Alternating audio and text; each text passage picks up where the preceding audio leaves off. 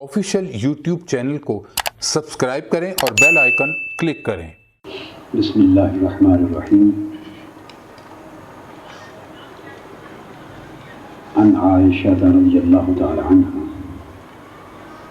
क़ाल रसूलुल्लाह सल्लल्लाहु अलैहि वसल्लम मन अहदथ फ़ी अम्रिना हाज़ा मा लैसा मिन्हु फ़हुव रद्द। मुत्तफ़क़ुन अलैह। ये मारूफ हदीस। वफ़ी रिवायत लिमुस्लिम मन अमिल अमलन लैसा अलैहि अम्रुना फ़हुव रद्द। इमाम बुखारी ने जो रिवायत की है उसमें लफ्ज़ आए हैं मन अहदथ फ़ी अम्रिना हाज़ा। अम्रिना हाज़ा से मुराद क्या है? ये दीन इस्लाम। मन अहदथ, इस लफ्ज़ पर मैं गुफ्तगू करूँगा, इसका माना क्या किया जाता है और क्या समझा जाता है। आम उर्फ़ आम में क्या माना है? मन अहदथ, जिसने हमारे इस दीन में कोई नई चीज़ ईजाद की, कोई नई चीज़ पैदा की, कोई नई चीज़ दाखिल की। ये एक लफ्ज़ जो है मन अहदसा यानी इहदास, इस पर गुफ्तगू होगी। आगे बयान है इसकी वजाहत में मा लैसा मिन्हु, मा लैसा मिन्हु, जो उसमें से, जो इस दीन इस्लाम में से नहीं। सवाल ये है, अभी सवाल लिख लें कि अगर अहदासा से मुराद कोई नई चीज़ दीन में पैदा करना है, तो जब एक चीज़ नई पैदा हो रही है तो उसको ये कहने की ज़रूरत क्यों पेश आई कि जो इसमें से, अगर वो इसमें से ही थी तो उसको तो नई कहने की ज़रूरत ही न थी। और जिसको नई चीज़ कह दिया कि जिसने हमारे दीन में कोई नई चीज़ पैदा की, तो नई चीज़ के लफ्ज़ के बोल देने के बाद इस अम्र की ज़रूरत नहीं रहती कि मा लैसा मिन्हु, जो इसमें से, अगर वो उसमें से हो तो नई न रही, और अगर वो नई है तो फिर जो इसमें से हो ये कहने की हाजत न रही। ये दो बातें खास हैं। आप इस नुक्ते को समझ गए हैं? फ़हुव रद्दुन, बस वो मरदूद है। मन अमिल अमलन लैसा अलैहि अम्रुना, रिवायत मुस्लिम में है कि जिसने कोई ऐसा अमल किया जिस पर हमारा अम्र मौजूद नहीं। अब जिस पर हमारा अम्र मौजूद नहीं तो क्या इससे मुराद ये है जैसा कि लिया जाता है? आमतौर पे मुराद ये लिया जाता है जब आप कोई ऐसा नेक अमल जैसे मिलाद पाक की तकरीब है या दीगर बुजुर्गान दीन के इसाले सवाब की तकरीबात हैं या और अखलाकी, रूहानी और सिमाजी मसलहतों और खैर बरकत के कुछ और अमाल हैं, जब आप करते हैं उस पर यह दलील तलब किया जाना कि इस पर कोई हुक्म है कुरान का या हदीस का, और जब उस पर कोई हुक्म न हो तो ये समझना कि चूँकि इस पर हुक्म नहीं सो ये बिदअत है और ये मरदूद हो गया। ये माना इसमें से लिया जाता है लैसा अलैहि अम्रुना, जिस पर हमारा अम्र मौजूद न हो। तो अम्र से मुराद ले लिया जाता है कि जिस पर हमारा कोई उस काम के करने का हुक्म मौजूद न हो। ये मफहूम जो लिया जाता है, हम इस मफहूम को रद्द कर रहे हैं, इसको कबूल नहीं करते, इसमें एक मुगालता है। अगर यह माना मुराद फ़हुव रद्दुन तो वो मरदूद है। अगर यह माना मुराद ले लिया जाए कि जिसके करने पर हमारा अम्र यानी हुक्म ना हो, जिस शख्स ने वो अमल किया जिसके ऊपर हमारा अम्र यानी करने का हुक्म नहीं, वो मरदूद। अगर यह माना लिया तो शरीयत के जुमला मुबाहात पर क्या हुक्म होगा? कि मुबाह तो कहते ही उसे हैं जिस पर کرنے کا حکم نہ ہو. مباح تو کہتے ہی اسے ہیں جسے خاص طور پہ کرنے کا کوئی حکم نہ ہو. اگر لیس علیہ امرنا سے مراد یہ لے لیا جائے کہ ایسا عمل جس پر قرآن و سنت کی کوئی نص اس کے کرنے کے لیے کوئی حکم موجود نہ ہو وہ بدعت ہے اور وہ مردود ہے، اگر یہ معنی لیا جائے تو پھر معاذ اللہ شریعت میں سارے مباحات ہی مردود ہو گئے. یہ مفہوم لینا جاہلانہ بات اور احکام شریعت کی بنیادی اصولوں کے خلاف. میں ابھی تفصیلات میں نہیں جاؤں گا، اس موضوع پر کل بھی انشاءاللہ بات ہوگی. میں دراصل قرآن مجید کی بات کر کے پھر آج صرف اس خاص لفظ پر بدعت اور احداث اس پر حدیث پاک پڑھانا چاہتا ہوں، صرف ان دو الفاظ پر سمجھانے کے لیے یہ عضو حدیث سمجھانا چاہتا ہوں. پھر اس موضوع کے بدعت کے موضوع کے کچھ اور ضروری متعلقات رہ جائیں گے، ان پر انشاءاللہ کل گفتگو کریں گے. اس میں چیزیں آ جائیں گی فقہی اصول کی اور کچھ عقائد کی. تو عقائد اور فقہی اصول کی بحثیں اس پر کل آ جائیں گی ضروری، اور مضمون مکمل ہو جائے گا. آج اس پر صرف حدیث پاک کی روشنی سے بات کریں گے اور ابتدا قرآن مجید سے کریں گے. چونکہ ان دو حدیث مبارکہ کے دونوں جملوں میں خاص لفظ آئے، اس لیے میں نے آپ کو متوجہ کیا. اسی طرح پہلا جو بخاری شریف کا جو لفظ ہے کہ امرنا ھذا ما لیس منہ، اور ما لیس منہ اور لیس علیہ امرنا. اب جو بتانا چاہتا ہوں، اب پہلا یہ مفہوم جو لیا جاتا ہے مراد وہ تو رد ہو گیا، وہ تو جائز نہ رہا کہ اس امر سے مراد کرنے کا حکم کیا بولیے کیا اس سے مراد کرنے کا حکم نہیں ہے. اونچا بولیں تاکہ مجھے بھی سمجھ آئے کہ آپ سمجھ رہے ہیں. لیس علیہ امرنا کی وضاحت ہوگی، یعنی آپ عملی زندگی میں جب جائیں گے علمی بحثیں ہوں گی، آپ مطالعہ کریں گے، پڑھیں گے، خطاب کریں گے، استدلال کریں گے، تو جو آپ کو سنیں گے جب جن امور کو بدعت کہا جاتا ہے اور اس پر جو کچھ احادیث بیان کی جاتی ہیں اس کا جو استدلال ہوتا ہے وہ یہ ہوتا ہے اس پر کوئی قرآن و سنت کی نص، کوئی دلیل، کوئی حکم نہ ہو. ٹھیک ہے.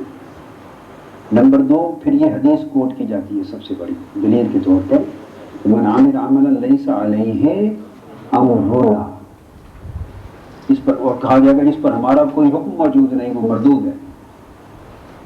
جو چیزیں مل گئی نا، یہ سمجھانا چاہتا ہوں کہ اس یہ معنی اخذ کرنا ہی جہالت ہے.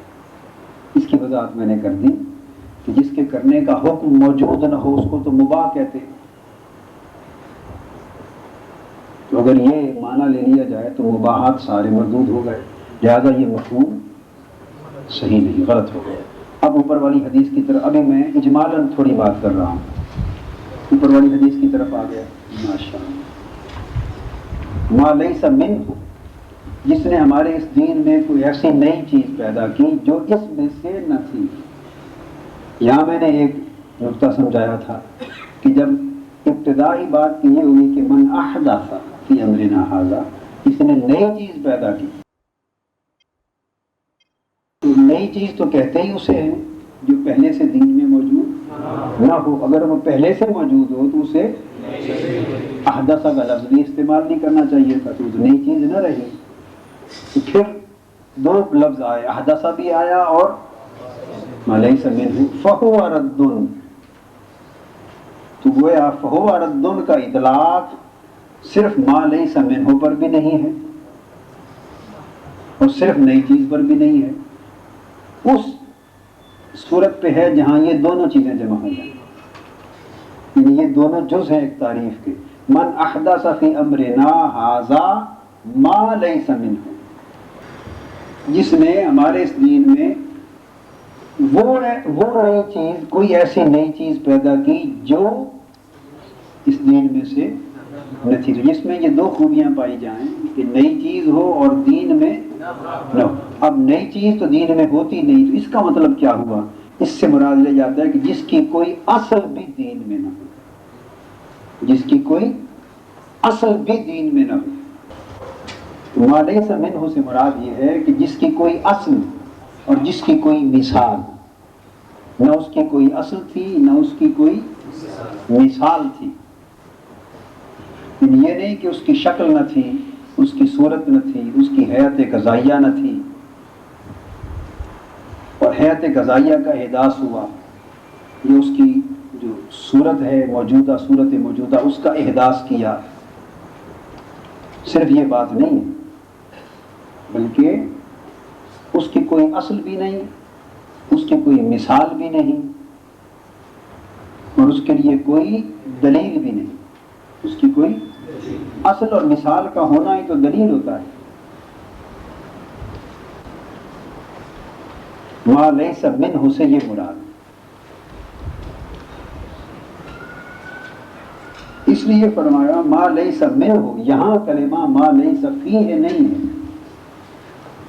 ما لیس فیہ اور ما لیس منہ میں یہ فرق ہے کہ ما لیس منہ میں اصل، مثال، دلیل کلیتاً اس یعنی اس دین میں اس کی کوئی اصل ہی نہیں ہے.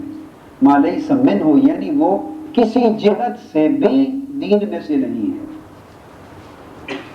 اگر وہ ما لیس فیہ کہ وہ اس میں نہیں ہے، وہ تو اس میں بھی مفہوم آ سکتا ہے، مگر اس مفہوم کا زیادہ ادراک ہوگا کہ جس چیز کا احداث ہو رہا ہے وہ دین میں موجود نہ تھی. لیکن ما لیس منہ یعنی اس میں سے نہ تھی.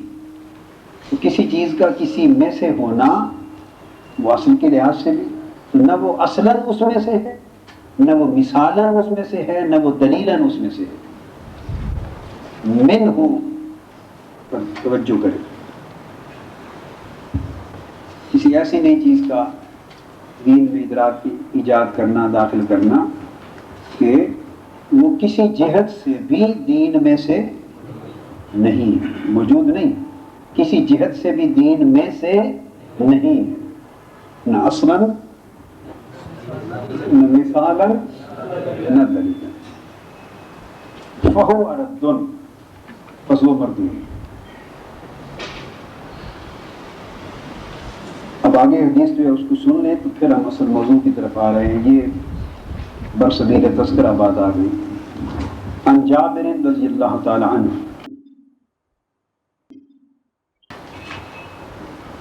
قال كان رسول الله صلى الله عليه وسلم اذا خطب احمرت عيناه وعلى صوته واشتد غضبه حتى كأنه منذر جيش يقول صبحكم ومساكم.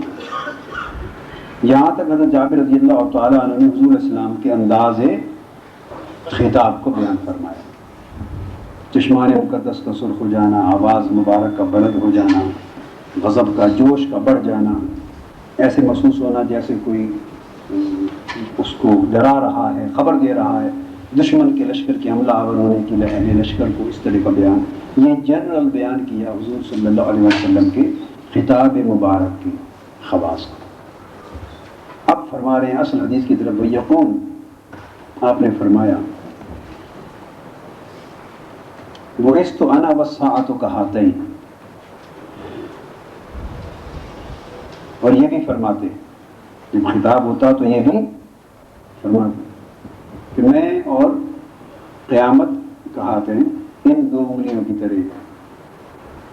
وَيَقْرِنُ بَيْنَ أُصْبُعَيْهِ السَّبَابَةِ وَالْوُسْطَى، سبابہ اور وسطیٰ، ان کو ملا کر، دو انگلیوں کو ملا کے اس طرح فرماتے انا والساعۃ کہاتے ہیں، اس طرح بیٹھے.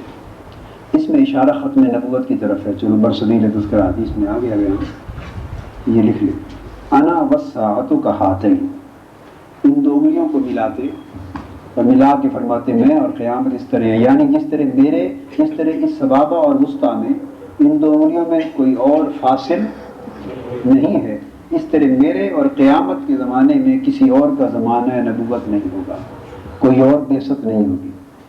یہ ختم نبوت کی طرف اشارہ فرمایا. وَيَقُولُ أَمَّا بَعْدُ، پھر ارشاد فرمایا اما بعد فَإِنَّ خَيْرَ الْحَدِيثِ كِتَابُ اللَّهِ، بے شک سب سے اچھی بات جی اللہ کی کتاب. وَخَيْرَ الْحَدْيِ حَدْيُ مُحَمَّدٍ، اور سب سے اچھی راہ، سب سے اچھا راستہ حضرت محمد صلی اللہ علیہ وسلم کی راہ. وشر الامور محدثاتها،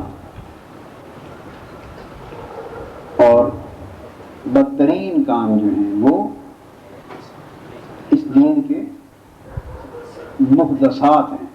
اب آپ نے جس چیز پہ میں یہ حدیثیں جو پڑھ رہا ہوں، یہ آج ایک ایسی جہت سے آپ کو شرح کرواؤں گا کہ میں نے اپنی زندگی میں جتنی کتب حدیث، جتنے محدثین، جتنے شارح، جتنے محشی، جتنے اساتذہ، زندگی میں آج تک جو کچھ پڑھا، اس پہلو کو آج کے دن تک کسی نے نہیں لیا. سنا میری نظر سے گزرا، نہ میرے کان میں پڑا. اس لیے یہ آپ لفظ لفظ لکھ لیں، یہ کہیں کتاب میں نہیں. اگر کسی محدث نے امام نے لکھا ہو، اچھی بات ہے، تائید ہو جائے گی، ذرا وہ مل جائے تو مجھے کبھی بتا دیں، اس کو تائید میں لے لیں گے کہ اچھی بات. یہ بڑا اہم پہلو ہے.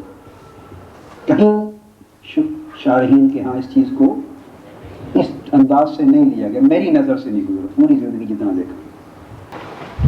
اور جو شر الامور ہیں وہ اس دین کے محدثات ہیں. وکل بدعۃ ضلالہ، اور ہر بدعت گمراہی ہے. اب بدعت اور محدثہ کا تعلق ہے.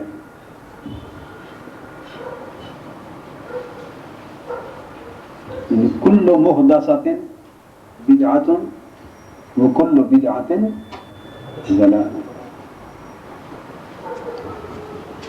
یعنی ہر محدثہ بدعت ہے اور ہر بدعت ضلالت ہے. یہ سارا استدلال ہے اور یہ روبے روبات ہے. اس موضوع پر یہ استدلال ہے کل، اور یہ اس کو روبے روبات ہے کہ دین کے شر الامور محدثات ہیں، اور من احدث فی امرنا ھذا فلیس منہ فہو رد.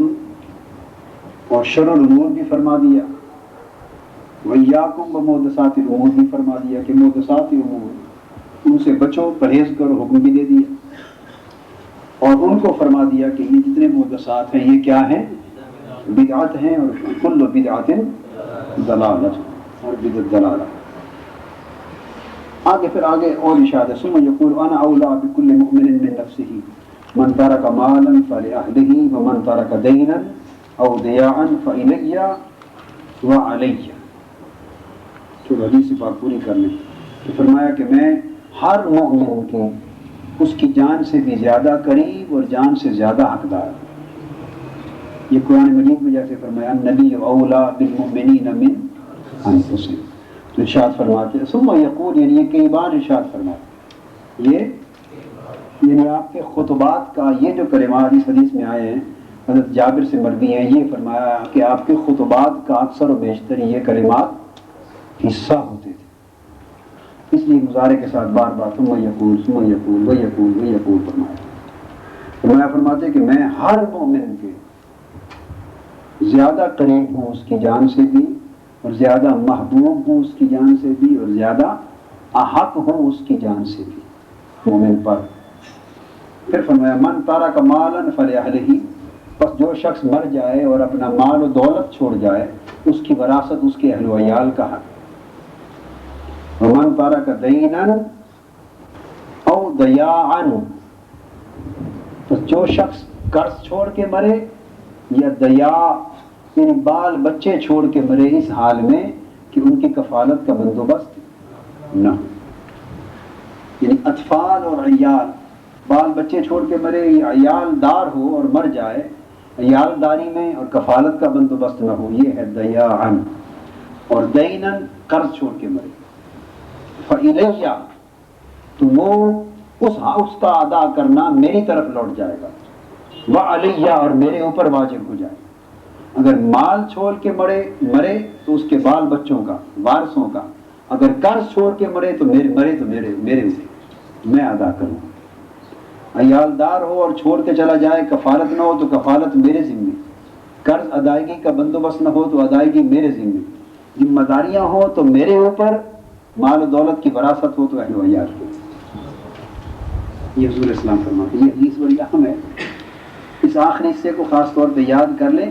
حضور اسلام کی شان اقدس اور امت پر حضور علیہ السلام کے حقوق، امت پر حضور صلی اللہ علیہ وآلہ وسلم کے حقوق، اور حضور علیہ السلام کے امت پر حقوق، امت پر حضور علیہ السلام کے حقوق اور آقا علیہ السلام پر امت کے حقوق، یہ جو موضوع ہے اس پر جب کبھی خطاب ہو کہ حضور علیہ السلام کی امت پر رحمت اور شفقت پر خطاب ہو تو حدیث کا آخری حصہ بڑا اہم ہے، اور خاص طور پہ اسلامک اسٹیٹ کے لیے اگر کنسیپٹ ڈسکس کریں کبھی کہ ویلفیئر اسٹیٹ ہے، کیا یہ امپورٹنٹ پوائنٹ ہے، یہ لکھیں۔ کبھی آپ سے کوئی سوال کرتا ہے کہ آپ یہ کہیں کہ کیا اسلام کے اندر اسٹیٹ ویلفیئر اسٹیٹ ہوتی ہیں، وہ اپنے سٹیزنز اور اپنے شہریوں کی کفالت اور تمام بنیادی ضروریات کی کفالت کی گارنٹی دیتی ہے؟ جیسے Scandinavian state, western European states ہیں ساری، وہ ویلفیئر اسٹیٹس ہو گئی ہیں۔ تو وہ کوئی پوچھے کہ کیا اسلامک اسٹیٹ میں بھی ویلفیئر اسٹیٹ ہونے کا کانسیپٹ ہے، صراحتاً کوئی ہے؟ اس کا جواب ہاں میں ہے، اس کا جواب ہاں میں۔ باقی جتنے آپ دلائل دیں وہ استدلال ہوگا، وہ مختلف نصوص سے، قرآن اور حدیث کی مختلف دلائل سے، اور رسول اللہ علیہ وسلم کی سنت اور سیرت طیبہ کے مختلف واقعات سے، جیسے مواقعات مدینہ ہے، مختلف واقعات سے استدلالاً آپ ثابت کریں گے کہ اسلامک اسٹیٹ ویلفیئر ہے۔ مگر کوئی پوچھے کہ کوئی صریح نص بتائیں تو یہ حدیث پاک صریح نص ہے اسلامک اسٹیٹ کے کمپلسریلی اینڈ پازیٹیولی ویلفیئر اسٹیٹ ہونے کی۔ یہ امپورٹنٹ بات بتائیے کہ یہ جو حدیث ہے یہ categorically, positively, explicitly, expressly, compulsorily Islamic state کے ویلفیئر اسٹیٹ ہونے پر دال ہے، دلیل ہے۔ پازیٹیولی، ایکسپریسلی، یہ ایکسپلیسٹلی یا کیٹیگوریکلی، یہ سارے لفظ اس پر اطلاق ہوں گے۔ یہ انداز ایکسپریشن کا ہے، یہ بہت بڑی سبجیکٹ ہے مجھے۔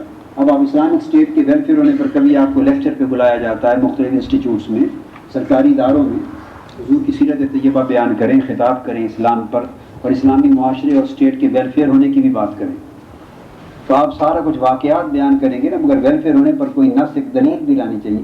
یہ حدیث پاک۔ اب پھر پڑھیے، فرمایا انا اولا بکل مؤمن من نفسہ، یہ کلمہ ہی ویلفیئر کی دلیل کہ میں ہر مومن، ہر ایماندار شخص کی کا کفیل ہوں اور ذمہ دار ہوں اور قریب تر ہوں اور حقدار ہوں اس کی جان سے بھی بڑھ کر۔ مطلب یہ کہ وہ اپنی جان کی اتنی حفاظت خود نہیں کرتا جتنا میرے ذمے اس کی جان کا دھیان کرنا ہے، اور اس کی جان اس کو اتنی عزیز نہیں ہے جتنا مجھے میرا امتی زیادہ عزیز ہے، اور اسی طرح وائس ورسا، اور اسے اپنی جان جتنی عزیز ہے میرا حق زیادہ ہے کہ میں اس کی جان سے بھی بڑھ کر عزیز۔ اگر پہلے مفہوم کو لے لیں، پہلا ترجمہ اور مفہوم، تو یہ سارا ویلفیئر اسٹیٹ ہوتی چلی جاتی ہے۔ اس میں اس حدیث پاک کا مفہوم جو ہے اس میں سوشل کریکٹر اسلام کا بیان ہوتا ہے۔ کیا؟ سوشل کریکٹر، اور اس کا ویلفیئر کا کریکٹر۔ اور اگر آپ یہ معنی لے لیں من نفسہ ہی کا کہ وہ اس کی جان سے بھی عزیز تر ہوں اور قریب تر ہوں اور محبوب تر ہوں، تو پھر شان رسالت مآب اور امت پر حضور علیہ السلام کے حقوق بالکل دوسرا معنی ہو جاتا ہے۔ تو دو الگ مضامین اس کے اندر ایک ہی حدیث میں آ جاتے ہیں۔ کیا؟ اس کی مثال یوں ہے کہ ایک ہی حدیث میں ایک ہی چیز کے دو جہتیں ہو جاتی ہیں، کہ اگر یہ من جہت امت لیں اس کو تو مفہوم اور ہے، من جہت نبی لیں تو جہت نبوت سے مفہوم اور ہے، جہت امت سے مفہوم اور۔ جیسے فرمایا الجنت تحت اقدام امہاتکم، یہ الجنت تحت اقدام الامہات، جنت ماؤں کے قدموں کے نیچے۔ اگر اس کا مخاطبہ اولاد کو ہو، اگر اس کا مخاطب خطاب اولاد، مخاطب اس حدیث کے اگر مخاطب اولاد ہو تو پھر اولاد کا فرض گنوایا جا رہا ہے کہ تمہاری جنت تمہاری ماں کے قدموں کے نیچے ہے، اس کو راضی کرو تو جنت پالو۔ اور دوسری سمت اس کا خطاب ماؤں سے بھی ہے، اگر مخاطب اس حدیث کی کون ہو؟ مائیں ہوں، مائیں، اولاد نہیں مائیں، تو ماں کا فرض بتایا جا رہا ہے کہ اے ماؤں تمہاری اولاد کی جنت تمہارے قدموں کے نیچے رکھ دی گئی ہے، لہذا ان کی ایسی تربیت کرنا تمہارا فرض ہے کہ تمہاری تربیت کے تصدق سے سیدھا جنت کو پہنچ جائیں۔ یعنی ان کو جنتی بنانا تمہارے قدموں کے نیچے رکھ دیا، ان کو جنتی بنانا تمہارے قدموں کے نیچے اتنا آسان کر دیا تمہارے لیے کہ تمہارے قدموں کے نیچے ان کی اپنی پرورش اس طرح کرو کہ سیدھا جنتی ہو جائیں، بری کرو گے تو دوزخی ہو جائیں گے۔ یعنی تمہارے قدموں کے نیچے رکھ دی گئی ہے ان کی جنت، جب چاہو دے دو۔ خطاب ماں سے ہو تو مفہوم اور، خطاب باپ بیٹے سے ہو، اولاد سے ہو تو اسی طرح بیٹے یہ تو اگر حضور صلی اللہ علیہ وسلم جیسے ارشاد فرمایا انا اولا، آپ کی جہت سے حمیت واضح کی جائے تو اسلامک اسٹیٹ ویلفیئر اسٹیٹ ہو جاتی ہے۔ کیسے؟ من تارک مالا فلأہلہ، مال چھوڑا تو عیال کے لیے ہے، ومن تارک دینا اور دیاعا فإلی وعلی، اور جو کوئی قرض چھوڑ کر مرے اور ادائیگی کا بندوبست نہ ہو، اور اہل و عیال چھوڑ کر مرے اور ادائیگی کا کفالت کا بندوبست نہ ہو، فإلی وعلی، تو اس کے قرض کی ادائیگی میری طرف لوٹا دی جائے گی، وعلی، اور اس اہل و عیال کی کفالت میرے اوپر لازم ہو جائے گی۔ تو یہاں حضور صلی اللہ علیہ وسلم نے اپنی ذات اقدس کے لیے جب بیان کریں گے تو یہ آپ کی شان رحمت اور شان رافت کا بیان ہو جائے گا۔ اب ہر حدیث کے اور ہر آیت کے بیٹے دو، اب بات ایک ہے جب ہم بیان کیا کریں گے نا شرح، تو اس میں کئی سینکڑوں پہلو میں آپ کو سمجھاؤں گا۔ یہ مقصد ہے آپ کو پڑھانے کا کہ جو آپ نے پڑھے مگر وہ ہمیشہ کبھی ان سے ان جہتوں پر غور آپ کا نہیں ہو سکا، اسی طرح استخراج ہوتا ہے اور استنباط ہوتا ہے۔ اصل موضوع کی طرف ہم ابھی بعد میں آئیں گے، یہ تو ابھی بائی نوے چیزیں آ گئیں، تو وہ فإلی وعلی، تو حضور تو ایک اطلاق ہوتا ہے اسپیسیفک، ایک اطلاق ہوتا ہے جنرل، یاد رکھنا۔ آیات اور حدیث کا ایک اطلاق اپلیکیشن، اطلاق کیا؟ اپلیکیشن بھی، امپلیکیشن بھی، سگنیفیکینس بھی، اس کے اپلیکیشن، اس کی امپلیکیشن یا ان کا سگنیفیکینس یا ان کا ریلیونس۔ ایک ریلیونس، ہم اس کو جب اپلیکیشن کہتے ہیں یہ اطلاق ہو گئے۔ یہ ایک شان نزول ہوتا ہے، جیسے آیات میں حدیث میں شان ورود ہوتا ہے، تو شان ورود یا شان نزول کے اعتبار سے آپ کہہ لیتے ہیں، یعنی کنٹیکسٹ آف ریلیویشن یا کنٹیکسٹ آف اسپیچ۔ حدیث ہے کنٹیکسٹ آف اسپیچ، اسپیچ کا کنٹیکسٹ کیا ہے؟ آیت ہے context of revelation, context of CONTEXT، context of revelation, شان نزول، پس منظر کیا ہے؟ تو پس منظر کے اعتبار سے بیٹے آیات ہوں یا حدیث، اکثر ایسا ہوتا ہے، ہمیشہ نہیں اکثر، کہ ان کا ایک اطلاق خصوصی ہوتا ہے، اسپیسیفک اپلیکیشن۔ یہ بات یاد رکھ لیں کہ اگر پہلے یہ ہوتا تھا، اب یہاں ایک ہمارے عام علماء کو کیا، بہت سے علماء اور تفسیر لکھنے والے علماء اور حاشیہ لکھنے والے محشی، مفسرین، مترجمین اور بہت سے اساتذہ اور علماء کثیر تعداد، جہاں ایک گیپ پیدا ہو گیا ہے علمی جنریشنز میں، نسلوں میں گیپ آ گیا ہے، اور جس کی وجہ سے ایک علم جو ہے وہ رک گیا ہے اور ایک علم آگے بڑھنا چاہتا ہے۔ یہ جو گیپ ہے، جس گیپ نے پرابلم کریٹ کر دی ہے اور ہم اس گیپ کو فل کر رہے ہیں، وہ یہ ہے کہ بیٹے ہمیشہ جو میں نے دو چیزیں کہہ دی نا آپ کو، کہ ہر کا ایک اطلاق خصوصی اور ایک اس کا جنرل یعنی عمومی۔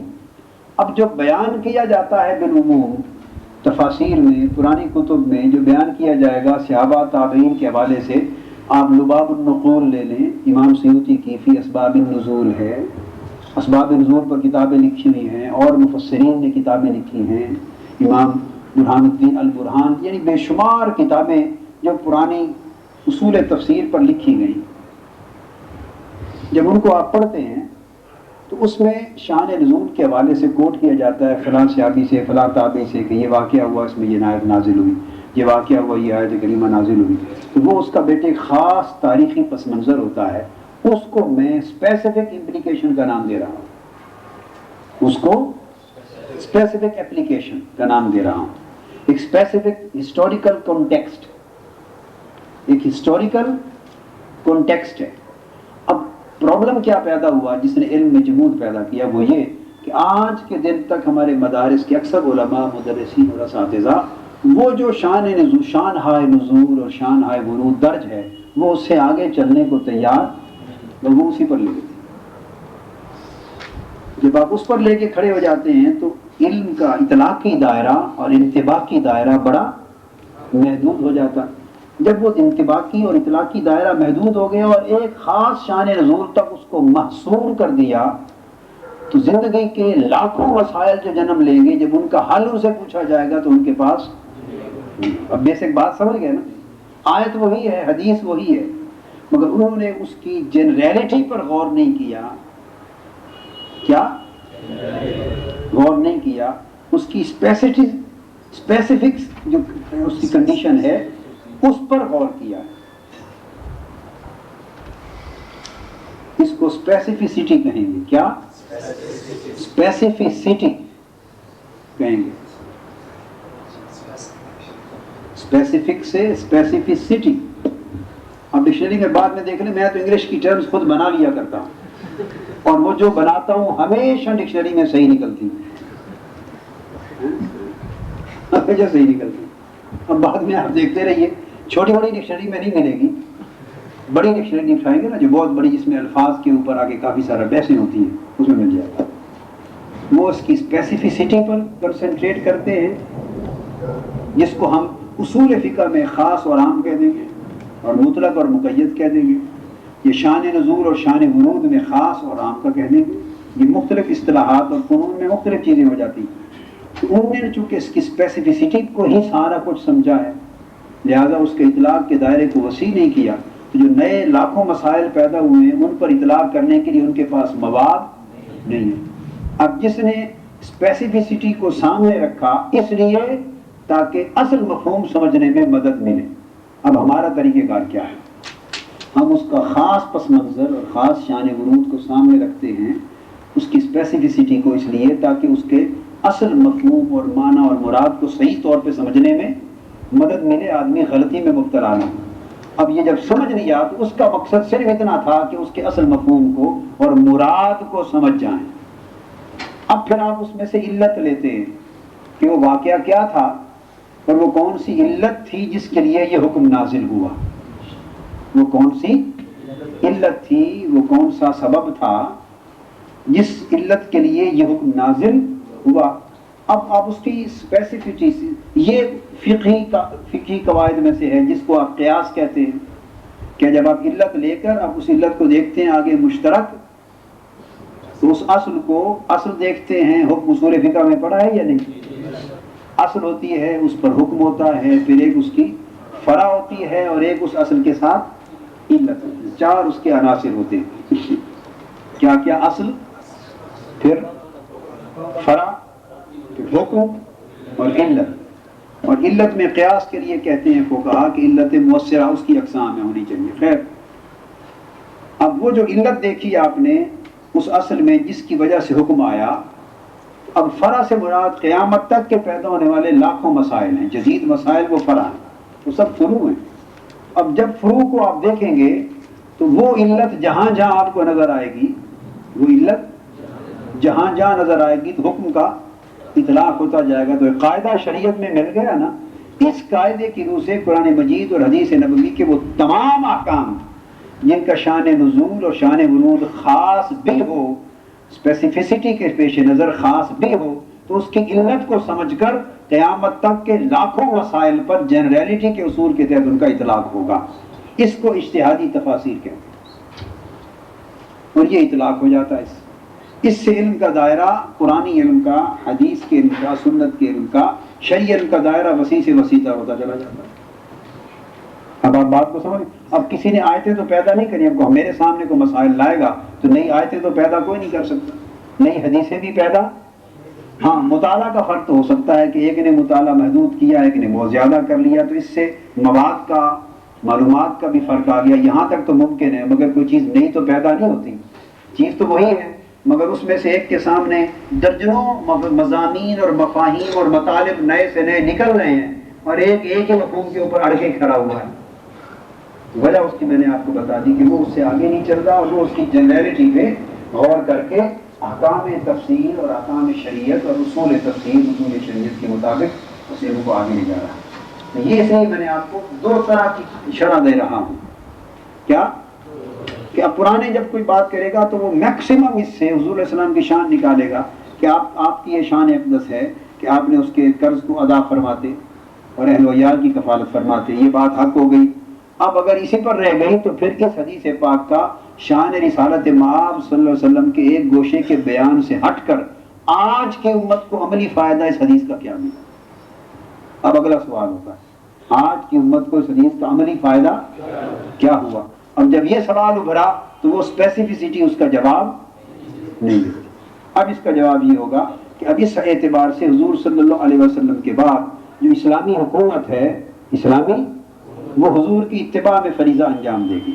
گویا جب یہ فرمایا فَإِلَيَّ وَعَلَيَّ اب اس کا مطلب ہے کہ اب وہ فَإِلَى الدَّوْلَةِ الشَّرْعِيَّةِ اب وہ جو دولہ شرعیہ حکومت اسلامی ہوگی اب یہ اس کے ذمے ہے اور اس کی طرف ہے. اشارہ یہ آپ نے جو اپنی طرف منسوب کیا آنے والی نسلوں کو بتایا کہ قیامت تک میری امت میں جو حکومت قائم ہوگی اس کی حکومت کی یہ ذمہ داری ہوگی جو میں نبھا رہا ہوں کہ ہر شخص کی جو بے روزگار بے یار و مددگار بغیر کفالت کے ہوگا اس کی کفالت اور اس کے قرضوں کی ادائیگی حکومت کی ذمہ داری ہوگی. فَإِلَيَّ وَعَلَيَّ یہ ویلفیئر اسٹیٹ کے اوپر دلیل بن گئی. آپ اس کو اچھی طرح نکات کے ساتھ لکھیں. اور اب پھر باز این رے بے الف زواد پھر باز بن ساریہ سین الف سا ساریہ رضی اللہ تعالیٰ کنیت ابی نجیح ان ابی نجیح الارباز ابن ساریہ رضی اللہ عنہ. اس میں ارشاد فرماتے ہیں حدیث وعظنا رسول اللہ صلی اللہ علیہ وسلم موعظة بلیغة وجلت منها القلوب وزارفت منها العیون فقلنا یا رسول اللہ صلی اللہ علیہ وسلم كأنها موعظة مودع.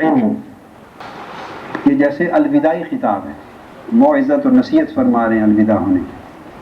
فأوصنا وصیت فرمائیں. قال اوصیکم بتقوى اللہ والسمع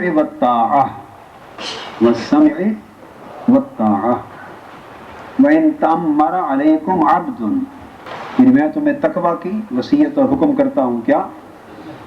اللہ کے تقوی کی اور سمع و اطاعت کی. کس کی؟ وإن تأمر علیکم عبد اپنے امیر کی جو تمہارے اوپر امیر اور خلیفہ اسلام کا مقرر ہو اس کی. یہ بڑی خاص اب یہ اگلے جو مفہوم سمجھانا چاہتا ہوں یہ اس مفہوم کے اوپر علمی اعتبار سے بیٹے ایٹم بم ہے بلکہ ہائیڈروجن بم ہے علمی اعتبار سے. اب یہ اس طرف جا رہی ہے یہ حدیث اور یہ حدیث میں سے یا علوم شریعہ میں سے یا مفاہیم اور معارف شریعت کے ان ہزاروں لاکھوں اللہ کی عطاؤں میں سے ہے جو مفت میں ملی ہوئی ہیں ہمیں جس کے ہم اہل نہ تھے نہ ہیں نہ ان کے لیے محنت کی بس مفت میں جو اس لیے ہم کہتے ہیں مفت خورے ہیں. میں کہا کرتا ہوں میں کیا ہوں مفت خورا کہتا ہوں. اس لیے میں نے کہا اس کو ایک ایک لفظ کو نوٹ کر لیں بیٹے آپ کے کام آئے گا زندگی میں. یہ بات توجہ طلب. اللہ پاک کے تقوی کی تعلیم دی حکم فرمایا والسمع والطاعة وإن تأمر علیکم عبد اور سمع و اطاعت کی حکم فرمایا خواہ تمہارے اوپر کوئی غلام ہی کیوں نہ مقرر ہو جائے امیر مقرر ہو جائے. آگے وَإِنَّهُ مَن يَعِشْ مِنْكُمْ فَسَيَرَى اخْتِلَافًا كَثِيرًا. اب صحابہ کرام سے فرمایا پس تم میں سے جو کوئی تھوڑا عرصہ آگے تک زندہ رہے گا تم میں سے جو ذرا طویل عمر پائے گا زندہ رہے گا تھوڑا آگے تک فَسَيَرَى اخْتِلَافًا كَثِيرًا وہ بہت سے کثیر اختلافات دیکھے گا.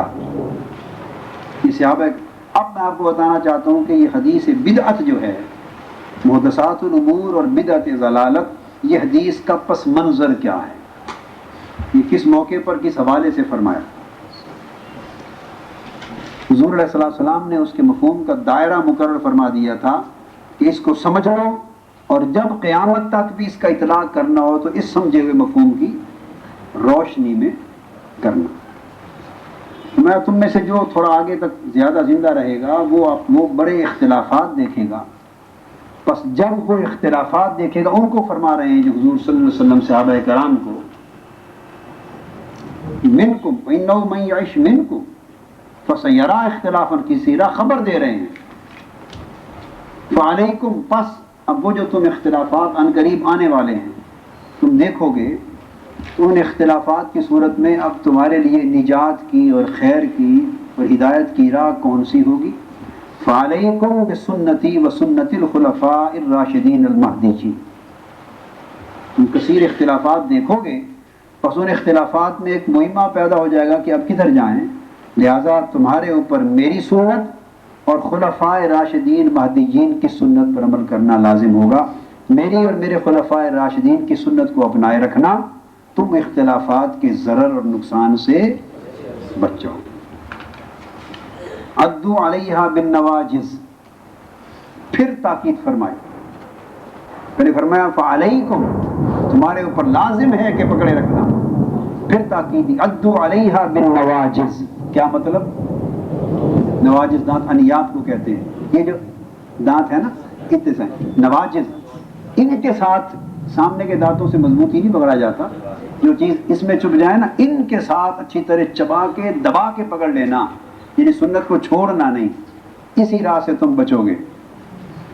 پھر ارشاد فرمایا وَإِيَّاكُمْ وَمُحْدَثَاتِ الْأُمُورِ، وہ جو محدثات الامور پیدا ہوں گے، کیا وہ جو نئی ایجادیں، نئے فتنے، نئی چیزیں جنم لیں گی، محدثات الامور، اس کا تو معنی سمجھنا ہے، وہ جو محدثات الامور پیدا ہوں گے ان سے بچنا۔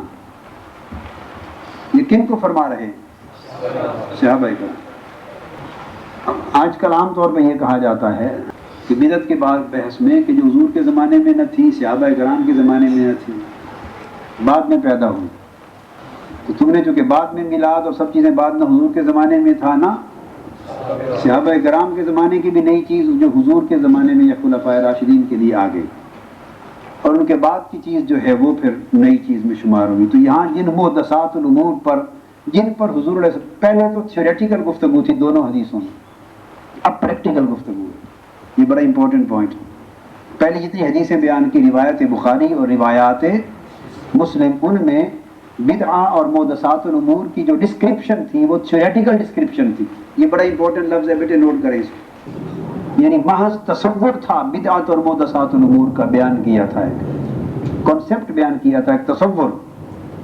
اب اس کا عملی جامہ اس کو پہنایا جا رہا ہے، اور اس کا عملاً اس کی اطلاقی صورت سمجھائی جا رہی ہے کہ وہ جو بدعت اور محدثات الامور ہیں مثلاً وہ کیا ہیں اور ان کا اطلاق کن چیزوں پر ہوگا، اب اس طرف عملاً سمجھایا جا رہا ہے۔ تو یہ اب عملی تصور ہے، پہلے ایک فکری تصور تھا، اب فرمایا اور تم محدثات الامور سے بچنا، فإن كل بدعة ضلالہ، یہ محدثات الامور سارے کے سارے بدعت ہوں گے۔ محدثات الامور جو فرما دیا ان سے بچنا، یہ تمام محدثات الامور یہ کیا ہوں گے؟ بدعت ہوں گے، اور ہر بدعت، یہ بھی بحث ہوتی ہے کہ ان کل بدعت ضلالہ، تو آپ پھر بدعت حسنہ کیسے نکال لیتے ہیں درمیان سے؟ کہ حضور نے فرمایا ان کل بدعت ضلالہ، ہر بدعت دلالہ ہے، تو پھر دلالہ ہو گئی ہر بدعت، تو پھر بدعت حسنہ اور بدعت سیئہ کی تقسیم کہاں سے آ گئی؟ یہ بھی ایک اعتراض لکھ لیں۔ تو یہ دراصل لفظ بدعت کے اطلاق دو ہیں، لفظ بدعت کے اطلاق دو ہیں الگ۔ پہلے اطلاق میں، یہ پہلا اطلاق جو ہو رہا ہے یہ فقہی اطلاق نہیں ہے، یہ فقہی اور اصطلاحی اطلاق نہیں ہے، یہ پہلا شرعی اطلاق ہے، شرعی اطلاق اور اصطلاحی یا فقہی اطلاق۔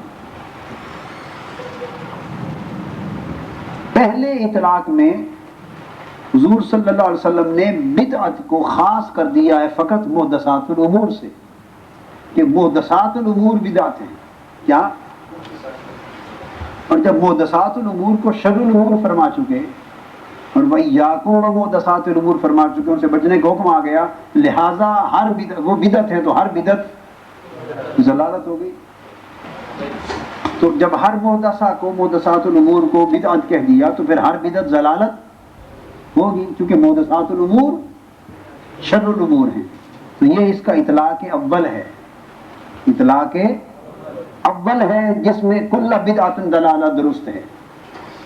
دوسرا اطلاق جو عند المصطلحین ہے، عند الفقہاء، عند المحدثین، عند المصطلحین، اصطلاحی لوگوں اور فقہی لوگوں کے نزدیک جو اس کا اطلاق ہے ثانی، وہ اطلاق ثانی ہے، وہ بھی حدیث سے ماخوذ ہے۔ اس کے تحت بدعت کی جو اصطلاح وضع ہو گئی، خاص اصطلاح فقہی، اس کے تحت اس کی تقسیم لازم ہے حسنہ اور سیئہ، اور وہ بھی مبنی بر حدیث۔ وہ بھی اس کے لیے میں کوٹ کر دوں گا، حدیث یاد دلا دیں مجھے آپ۔ ہم پھر ادھر آ گئے پلٹ کر، میں بتا رہا تھا فَإِنَّ كُلَّ بِدْعَةٍ ضَلَالَةٍ، ہر بدعت ضلالت ہے۔ کیوں کہ وَإِيَّاكُمْ وَمُحْدَثَاتِ الْأُمُورِ، کہ یہ محدثات الامور، اور محدثات الامور کو کیا کہا؟ فَسَيَرَى اخْتِلَافًا كَثِيرًا، ایک نظم ہے۔ فرمایا اگر تم میں سے جو آدمی زندہ رہیں گے ذرا آگے تک، تو وہ دور کن کا ہوگا؟ وہ صحابہ کا ہی دور ہوگا، وہ دور بنیادی طور پہ صحابہ کا ہی ہوگا، مگر جو اس میں پیدا ہو کے جوان ہوئے ہوں گے وہ تابعین بھی داخل ہو جائیں گے، ادوار مشترک ہو جاتے ہیں نا۔ صحابہ کے دور میں تابعین پیدا ہو گئے تھے نا، تابعین بنے ہی تب نا کہ ان کے دور میں تھے، تو صحابہ ہی کا دور تھا اور خلفائے راشدین کا دور تھا۔ کیا قریب تھا؟ کیا؟ ہاں بیٹے، اب وہ سین اور صوفہ کی بحث میں نہ پڑے، بہت قریب ہی آگا، مگر چلو اگر آپ اس کو لے بھی لیں تو یہ بہت قریب کا معنی بھی اس پر ہے۔ آگے جو واقعہ آ رہا ہے وہ بہت قریب کی طرف اشارہ ہے، سیدنا صدیق اکبر کے دور میں ہی ہو گیا شروع۔ فرمایا فَسَيَرَى، بس وَإِنَّهُ مَن يَعِشْ مِنكُمْ، تم میں سے جو زندہ رہا، تم میں سے جو اپنے وصال مبارک سے قبل آخری ایام میں فرما رہے ہیں، اور فرما رہے ہیں تم میں سے جو بس 4 دن زندہ رہے گا وہ ان قریب اختلاف کثیر دیکھ لے گا، وہ اختلاف ہے تو یہ اختلاف کثیر ان قریب دیکھ لے گا۔ کس دور میں ہونے والے ہیں؟ خلفائے راشدین کے دور میں۔ کیا؟ خلافت راشدہ کے دور میں ہونے والے ہیں۔ اور یہ کہنا کہ جو خلافت دور میں نیا کام ہوا وہ بدعت نہیں، حضور تو ان کو فرما رہے ہیں اس کو۔ خلافت راشدہ کے دور میں بھی جو نیا کام محدثات الامور پیدا ہوئے، انہی کو تو حضور صلی اللہ علیہ وسلم نے بدعت فرمایا ہے۔ یہ کہاں سے کر لیا کہ جو اس دور میں ہوا وہ بدعت ہی نہیں ہے، تو حضور تو ان کو بدعت کہہ رہے ہیں۔ اب بات کو سمجھ رہے ہیں نا؟ یہ بڑی توجہ طلب حدیث ہے۔ اور چونکہ فرمایا کہ جو عنقریب جو زندہ رہے گا وہ عنقریب، بس میرے وفات کے فوری بعد خلافت راشدہ کے دور میں آنے والے ہیں، عنقریب وہ بڑے اختلاف دیکھے گا۔ لہذا اب ارشاد فرمایا اس لیے ہدایت کر دی کہ تم بچو گے کیسے؟ کہ تم پر جو امیر ہوگا، یعنی جو خلیفہ راشد مقرر ہوگا، تم اس کی اطاعت کرتے رہنا میری اطاعت کے ساتھ ساتھ۔ وَالسَّمْعِ وَالطَّاعَةِ وَإِن تَأَمَّرَ عَلَيْكُمْ عَبْدٌ، یہ نہ دیکھنا کہ کون ہے، جو خلیفہ اور امیر تم پر امت کا مقرر ہوگا، جو وہ حکم کرے، جو راستہ وہ اپنائے، تم اس کو اپنائے رہنا، میری سنت اور اس کی سنت کو تھامو گے تو اختلاف کثیر کے نقصان سے بچ جاؤ گے۔ اور اس اختلاف کثیر کو حضور علیہ الصلوۃ والسلام فرما رہے ہیں وَإِيَّاكُمْ وَمُحْدَثَاتِ الْأُمُورِ، وہ محدثات الامور ہوں گے، وہ محدثات الامور ہوں گے، اور وہ ہر محدثہ جو ہے وہ کیا ہوگی؟ وہ بدعت ہوگی۔ فَإِنَّ كُلَّ بِدْعَةٍ ضَلَالَةٍ، وہ ہر محدثہ بدعت ہوگی اور ہر بدعت ضلالت ہے۔ جس بدعت کو ضلالت کہا اور جس کو گمراہی کہا اور جس کو جہنم کہا آگے فی النار، وَكُلُّ ضَلَالَةٍ فی النار جس کو کہا، اس کی پوری نشاندہی کر دی کہ وہ بدعات ہیں جو محدثات الامور، وہ محدثات الامور وہ ہیں جو حضور علیہ السلام کے فوری بعد خلفائے راشدین کے زمانہ قریب میں اختلاف کثیر بن کے ظاہر ہوئے، اور ان سے بچنے کے لیے حضور نے فرمایا کہ اطاعت کرنا اپنے امیر کی، فعلیکم سنتی و سنت الخلفاء الراشدین المہدیین۔ اب آپ پہنچ گئے بدعت کے مفہوم کی طرف، جس کو اب اس کو ذہن میں رکھ لیں. اب وہ پچھلی حدیثیں پڑھی اس کو ملائیں گے ہم, اس کو ہم پھر دیکھ لیں. اب بات سمجھ میں آتی. من احدث فی امرنا ھذا ما لیس منہ فہو رد. وہاں علی الاطلاق ایک بات تھی, یہاں تو اس کے خاص پس منظر کے ساتھ سمجھا دیا. وہاں تو ایک جھگڑا ہو سکتا ہے نا کہ مراد کیا ہے. یہاں تو حضور علیہ السلام نے اس کا اطلاق بلکہ زمانے کا اشارہ کر کے فرما دیا. انہو من یعش منکم فسیرا اختلافا کثیرا. بس ان قریب ظاہر ہونے والی ہے بدعتیں اختلاف کثیر کی شکل میں. تم میں سے جو چند دن جیے گا وہ دیکھ لے گا ادھر. اور پھر ان کو چونکہ فرمایا محدثات الامور ہیں, تیسری شاید فرمایا من احدث فی امرنا ھذا, جو ہمارے اس دین میں جو میں چھوڑے جا رہا ہوں کوئی نئی چیز پیدا کرے گا. اور وہ کیا ہوگی؟ وہ ان قریب پیدا ہونے والی ہے. لوگ پیدا کریں گے, اس سے امت میں اختلافات پیدا ہوں گے اور امت ٹکڑوں میں بٹے گی. اس وقت تم سوچو گے اب کس کی مانے. تمہیں بتا رہا ہوں میری اور میرے خلفائے راشدین کی بات مان لینا. جو خلیفہ راشد جو کہہ رہا ہوگا اس کو مان لینا. تو جو شخص ہمارے اس دین میں نئی بات پیدا کرے وہ رد ہے, جو اس میں سے نہ تھی وہ رد. اب آپ سمجھ گئے نا ان دونوں حدیثوں کا معنی بھی, محدثات الامور کا تعلق بھی ہے. اچھا, آپ اس حدیث کو سامنے رکھ لیں. اب میں جو بتانا چاہتا ہوں وہ کیا ہوا. فسیرا اختلافا کثیرا, کہ خلفائے راشدین کی طرف اشارہ کیا کہ تم زندہ رہو گے تو ان قریب تم اختلاف کثیر دیکھو گے. ایسی صورت میں تم اپنے امیر کی اطاعت کرنا, یعنی جو تمہارے اس وقت سربراہ ہوں امت کے امیر اور امام, ان کی اطاعت کرنا اور خلفائے راشد میری سنت اور خلفائے راشدین کی سنت پر قائم رہنا اور نواجذ کے ساتھ انہیں مضبوطی سے جکڑ لینا, تھامے رکھنا. اور وہ محدثات امور ہوں گے ان سے بچنا, اور چونکہ وہ بدعت ہیں, ہر بدعت گمراہی ہے, ضلالت ہے.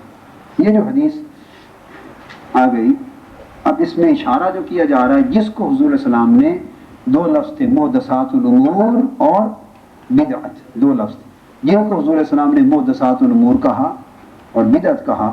یہ وہ واحد حدیث ہے, روایت ہے جس میں اس کی بھی وضاحت اختلاف کثیر اور زمانے کا تعین کر کے کر دیا گیا. باقی کسی اور حدیث میں روایت میں اس کی وضاحت اس انداز کے ساتھ کر کے اور زمانے کا تعین کر کے مفہوم کو متعین نہیں کیا گیا تھا, اس لیے بحث ہوتی تھی. اب اس جب یہ اشارہ ہو گیا, اس سے مراد کیا تھا؟ جھوٹے مدعیان نبوت کا فتنہ تھا. ما لیس منہ من احدث فی امرنا ھذا ما لیس منہ فہو رد. وہ جو حضور علیہ السلام کے وصال کے بعد آخری زمانے میں ساتھ ہی مسیلمہ کذاب سمیت 5 مدعیان نبوت پیدا ہو گئے تھے, ان کا جھوٹا دعوی نبوت وہ تھا ما لیس منہ, اور وہ من احدث فی امرنا ھذا وہ احداث فی الدین تھا. اس سے مراد واضح طور پہ اشارہ یہ ہے کہ وہ ایک فتنہ پیدا ہوا ایک کذابوں کا, مدعیان نبوت کا. اور اسی طرح نمبر 2 کچھ لوگ بعض اور دین کے اندر اختراع کر کے کہ وصال ہو گیا, حضور کا وفات ہو گیا, دین ختم ہو گیا, مرتدین ہو گئے. اشارہ فتنہ ادعاء نبوت, نمبر 2 فتنہ ارتداد, نمبر 3 فتنہ منکرین زکوٰۃ, انکار زکوٰۃ. منکرین زکوٰۃ ہوئے, کیا منکرین زکوٰۃ ہوئے, ارتداد کی لہر دوڑ پڑی, لوگ مرتد ہوئے, اور مسیلمہ کذاب اور اس طرح کچھ اور افراد اور 1-2 عورت بھی انہوں نے جھوٹے دعویٰ نبوت کر دیے. تو یہ امت کے کافی علاقوں میں مختلف دھڑے, لشکر اور فوجیں بن گئیں اور وہ ان کے امیر بن گئے, اور اس طرح انہوں نے ایک بغاوت اسلام کے خلاف پیدا کر دی. اور حضور نے فرمایا تھا فَإِنَّهُ مَن يَعِشْ مِنْكُمْ فَسَيَرَىٰ اخْتِلَافًا كَثِيرًا, پس تم میں سے جو زندہ رہے گا ان قریب بہت سے اختلاف دیکھ لے گا. وہ بہت سے اختلاف یہ تھے کہ 5 گروہ جھوٹے مدعیان نبوت کے لشکر بن گئے, بہت بڑا ہلکا گروہ منکرین زکوٰۃ کا بن گیا, حتیٰ کہ یہاں تک نوبت آ گئی کہ سیدنا صدیق اکبر کا زمانہ تھا. آپ نے فرمایا کہ جو شخص ایک نکیل رسی کے برابر بھی زکوٰۃ حضور علیہ السلام کے زمانہ اقدس میں دیتا تھا, علیکم بسنتی و سنت الخلفاء, اور میرے زمانے میں نہیں دیتا میں اس کے خلاف جہاد کروں گا. اندرونی پریشانیاں تھیں, لوگوں کو پریشانی یہ تھی کہ اگر یہ لشکر اور روانہ ہو گئے سارے باہر, ایک محاذ, دوسرا محاذ, تیسرا محاذ, چوتھا محاذ, 5واں محاذ, سارے روانہ ہو گئے تو کوئی دشمن حملہ کر کے مدینہ پاک اور اسلامی سلطنت کو نقصان نہ پہنچا دے. ادھر بھی اختلاف ہو گیا تھا کہ لشکر بھیجے جائیں یا یہیں رکھا جائے، تو سیدنا صدیق اکبر نے بالآخر یہاں تک فرما دیا تھا کہ اگر کوئی ایک بھی میرا ساتھ نہیں دے گا تو میں اکیلا بھی جہاد کے لیے نکل کھڑا ہوں گا۔ یہ فرمان ریلیونس تھا حضور کے اس ارشاد کا، فعلیکم بسنتی وسنت الخلفاء الراشدین المہدیین وعلیکم بالسمع والطاعہ فإن تأمر علیکم عبد، خواہ وہ کوئی غلام ہی تمہارا امیر ہو اس کے حکم کی اطاعت کرنا۔ جب اختلاف کثیر ظاہر ہو جائیں، ان قریب ہونے والے ہیں، تو جو تمہارا امیر ہو اس کے حکم کی اطاعت کرنا، اس میں تمہاری بھلائی ہوگی۔ اور سیدنا صدیق اکبر کے حکم کی اطاعت کرنے میں سب امت کی بھلائی ہو گئی۔ تو جن کو محدثات الامور فإن كل بدعۃ ضلالہ، یہ سارا مفہوم ہی بدل گیا، یہ ایک تماشا بنا لیا ان لوگوں نے، جس کو بدعت ضلالہ، حضور علیہ السلام کی طرف میلاد پاک اور ختم شریف، ان تمام چیزوں کو معاذ اللہ ایسی چیز میں جر دیا جن کا تعلق ان سے کوئی دور کا نہ تھا۔ حضور نے جس کو بدعت فرمایا اور بدعۃ ضلالۃ کہا، اور جس کو محدثات الامور کہا، اس سے مراد تو وہ فتنے تھے جو دین میں نئے فتنے پیدا ہوئے، جس کے نتیجے میں لوگ امت سے خارج اور مرتد ہو گئے، یعنی خروج عن الاسلام لازم آ رہا تھا۔ ایسے فتنے جن سے خروج عن الاسلام لازم آ رہا تھا، ان کو محدثات الامور اور بدعات ضلالہ کہا ہے، اور اس کا زمانہ کا تعین کر دیا ہے، زمانے کا تعین کر دیا ہے، اور وہ حضور علیہ السلام کے وصال کے مان بعد پیدا ہوئے، وہ مقرر ہے، وہ مفہوم مقرر ہے، مان بعد پیدا ہوئے، اور وہ یہ فتنے تھے۔ نمایاں طور پہ 3 فتنے تھے، مدعیان نبوت کا جو 5 گروہ تھے، منکرین زکوٰۃ جو مختلف علاقوں میں ہو گئے تھے، اور فتنہ ارتداد، اور اسی طرح چوتھا خوارج کا فتنہ پھر آ گیا تھا۔ چوتھا بہت بڑا فتنہ خوارج کا، جو خلافت راشدہ کے دور کے آخر سیدنا علی شیر خدا اور بعد ان کی شہادت تک بھی چلتا رہا، اور ان کے ساتھ جنگیں ہوتی رہیں، یہ خوارج کا فتنہ پھر آ گیا تھا۔ یہ 4 بڑے بڑے فتنے پیدا ہوئے، اور امت اس میں بٹ گئی، جن کو اختلافاً کثیرہ کہا۔ اتنی بٹی کہ لشکر بنے، فوجیں بنی، جنگیں ہوئی، اور ہزارہ افراد قتل ہوئے ان کے، اور شہادتیں ہوئی صحابہ کی، اور مسلسل ایک عمل کتنا نصف صدی کے قریب یا اس سے بھی زیادہ عرصہ چلتا رہا، وہ صحابہ کرام کا دور تھا، اور سب کو خلافت راشدہ، خلفاء راشدین کی قیادت اور ان کی پیروی میں رہے، اور امت بچ گئی اور خیر پر قائم رہی۔ مکمل حدیث کا اطلاق ایک ایک جز کے اعتبار سے ان واقعات پہ ہوتا۔ تو محدثات الامور سے مراد وہ فتنے تھے جو حضور علیہ السلام کے وصال کے بعد خلفاء راشدین کے دور میں ہی اٹھے فوری بعد، اور وہ فتنے اس سطح کے تھے، ہلکے نوعیت کے نہیں، کیا چھوٹے اختلاف نہیں، اس نوعیت کے فتنے تھے کہ ان میں سے ہر فتنہ خروج عن الاسلام اور ارتداد عن الدین کا باعث ہو رہا۔ یہ اہم بات ہے، بیٹے لکھیں اس کو۔ وہ فتنہ کس سطح کا تھا؟ جس کے لیے فرمایا ما لیس منہ، وہ فتنہ خروج عن الاسلام کا اور ارتداد عن الدین کا باعث ہو رہا تھا، فی الدین، ارتداد دین میں ارتداد کا باعث ہو رہا تھا، اور خروج عن الاسلام کا باعث ہو رہا تھا، اور وہ واجب القتل قرار دیے گئے، اور ان کے خلاف اسلام کا جہاد کیا گیا۔ وہ اس سطح کے فتنے تھے جو براہ راست حضور کی سنت کو کاٹ رہے تھے اور دین کو کاٹ رہے تھے۔ وہ فتنے کیا تھے؟ امر دین کو کاٹ رہے تھے، اور حضور علیہ السلام کی سنت کو قطع کر رہے تھے۔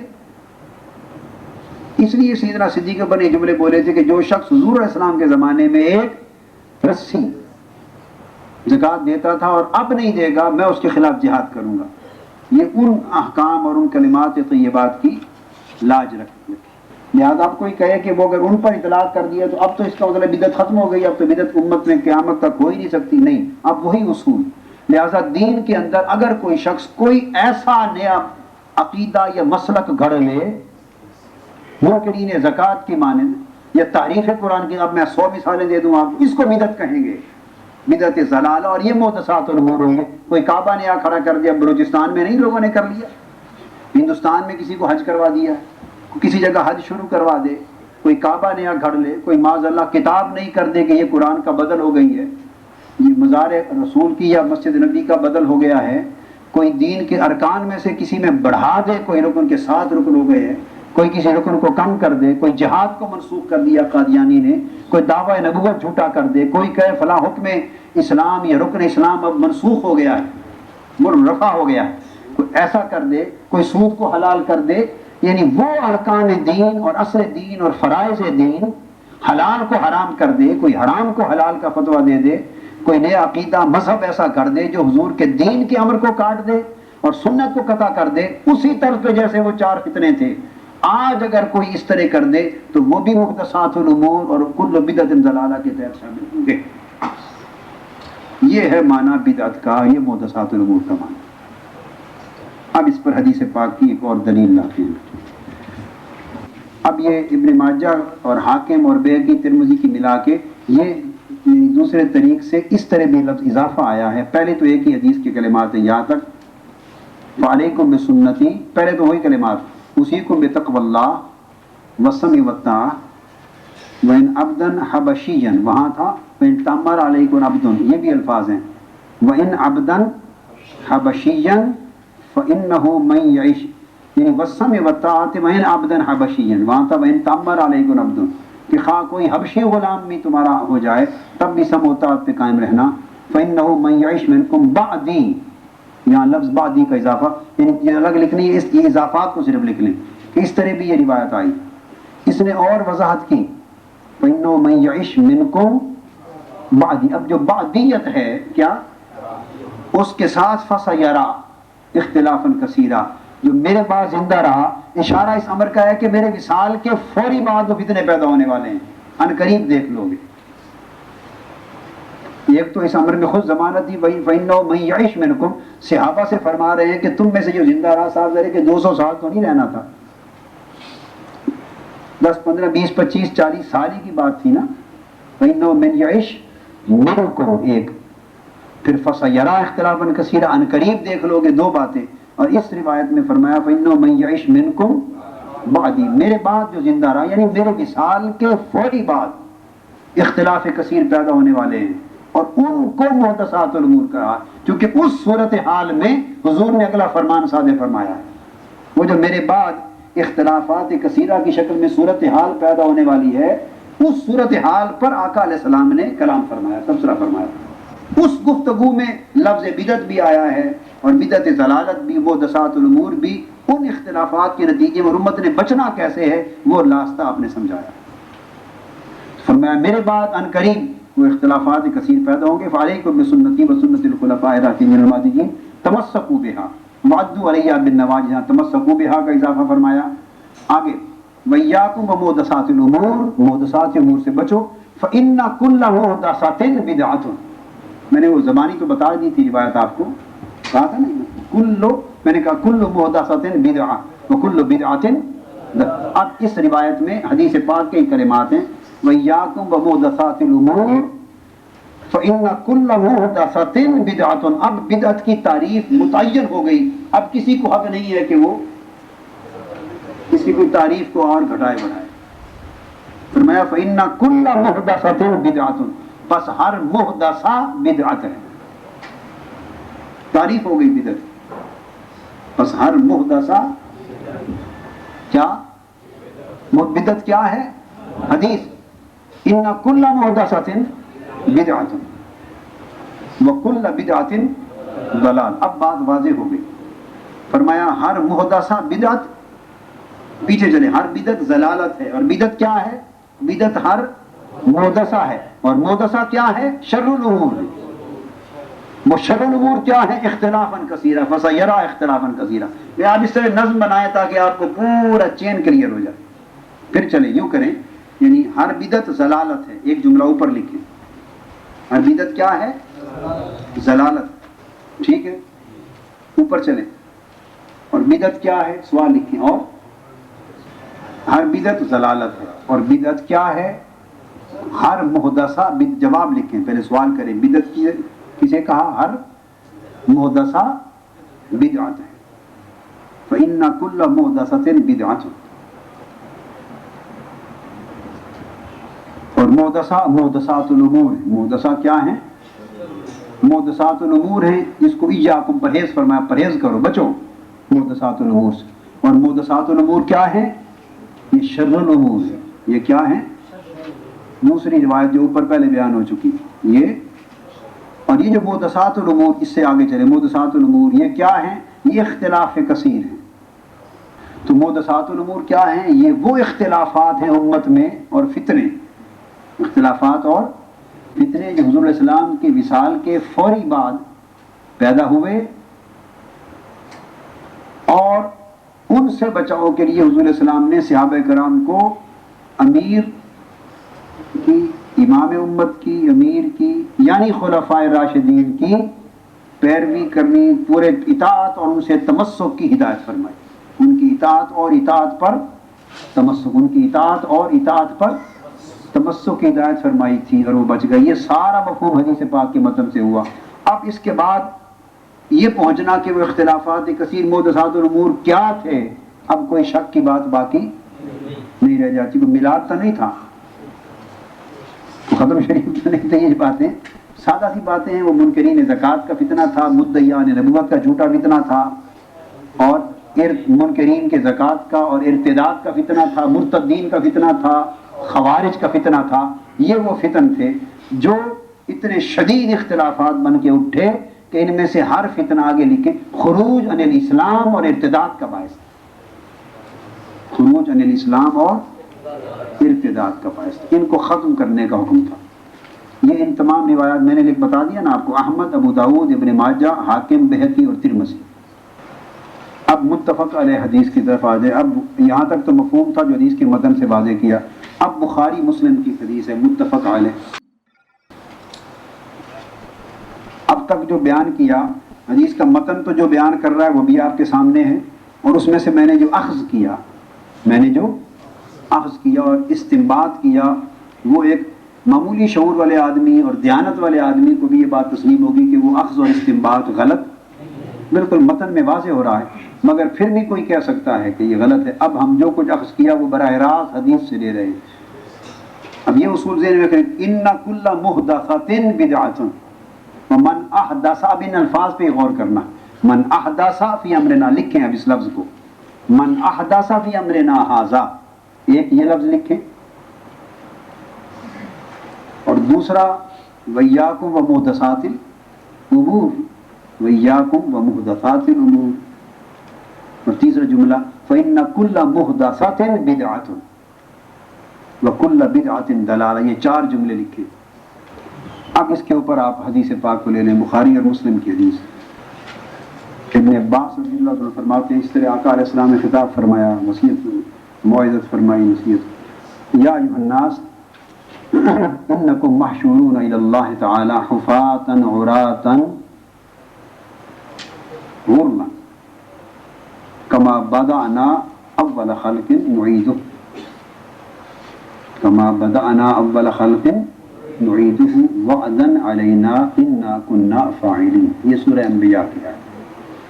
حضور السلام نے قیامت کے دن وفاتن وراتن غرلا، اس کیفیت میں بغیر کپڑوں کے، بدن ننگے پاؤں، بدن کپڑوں کے بغیر اللہ کے حضور محشور ہونے کا ذکر کر کے فرمایا، الا وان اول الخلائق یکسا یوم القیامۃ ابراہیم، اور پھر سب سے پہلی مخلوق میں سے جن کو لباس پہنایا جائے گا وہ سیدنا ابراہیم علیہ السلام۔ الا وانہ سیجاء برجال من امتی، آگے پھر آگے اصل بیان جو مضمون سے متعلق آ رہا، اور میں الا وانہ سیجاء برجال من امتی فیؤخذ بهم ذات الشمال، تو میں خبردار جان لو کہ میری امت میں سے کچھ لوگ میرے پاس لائے جائیں گے، قیامت کے دن میری امت میں سے کچھ لوگ لائے جائیں گے ذات الشمال، یعنی ذات الشمال سے مراد ہے دوزخ کی طرف لے جائے جا رہے ہوں گے۔ ذات الشمال میری بائیں جانب یعنی دوزخ کی طرف ان کو لے جایا جائے گا، لے جایا جا رہا ہوگا۔ میری امت میں سے کچھ لوگوں کو دوزخ کی طرف لے جایا جا رہا ہوگا۔ فاقول، تو قریب سے گزریں گے، آپ دیکھیں گے، فرمائیں گے یا رب اصحابی، اے میرے رب یہ تو میرے صحابہ ہیں، اے میرے رب یہ تو میرے صحابہ ہیں۔ اور یہ مسلم میں بھی، بخاری شریف میں بھی تھوڑا اختلاف الفاظ بھی ہیں، کیونکہ فرمائے گا یہ تو میرے صحابی ہیں، میرے پاس لاؤ، تو یہ فرمائیں گے وَيُقَالُ إِنَّكَ لَا تَدْرِي مَا أَحْدَثُوا بَعْدَكَ من احدث فی امرنا ھذا، کیا من احدث فی امرنا ھذا ما لیس منہ فہو رد، ما احدث فی امرنا ھذا، یاد رکھ لیں۔ اب آقا فرمائیں گے یہ تو میرے صحابی ہیں، انہیں میرے پاس لاؤ، تو جواب دیا جائے گا، فیقال مجھے بتایا جائے گا انک لا تدری ما احدثوا بعدک، اے حبیب صلی اللہ علیہ وسلم آپ کو اندازہ نہیں ہے کہ آپ کے بعد انہوں نے کیا احداث کیا تھا۔ ما احدثوا، کن محدثات کے مرتکب ہوئے تھے؟ کیا اب یہ امت کی بات نہیں ہو رہی، یقال اصلاً یہ وہ مرتدین کی بات ہے جو اصل میں داخل صحابیت ہو گئے تھے، اسلام قبول کر گئے تھے حضور اسلام کے زمانے میں، اور بعد میں مرتد ہو گئے اور منکرین زکوٰۃ ہو گئے اور ان جھوٹے مدعیان کے پیچھے ہو گئے یا خوارج سے مل گئے۔ یہ وہ طبقہ ہے، ان کو دیکھ کر چونکہ فرمایا تھا فَإِنَّهُ مَن يَعِشْ بَعْدِي مِنْكُمْ فَسَيَرَىٰ اخْتِلَافًا كَثِيرًا، انہی سے فرما رہے تھے جو میرے بعد رہے گا بہت اختلافات ہوں گے دیکھو، تو اس لیے ان کو دیکھ کر پہچان کر کہیں گے کہ یہ تو میرے صحابہ ہیں، یعنی یہ میری زندگی میں داخل اسلام ہوئے تھے۔ آ جائے گا وہ درست ہے، مگر آپ کو یہ اندازہ اور معلوم نہیں ما احدثوا بعدک، کہ آپ کے بعد یہ کیا، اچھا یہ کن محدثات کے مرتکب ہوئے ہیں، اور یہ ما احدثوا بعدک آپ کے بعد انہوں نے دین میں کیا فتنے پیدا کیے تھے۔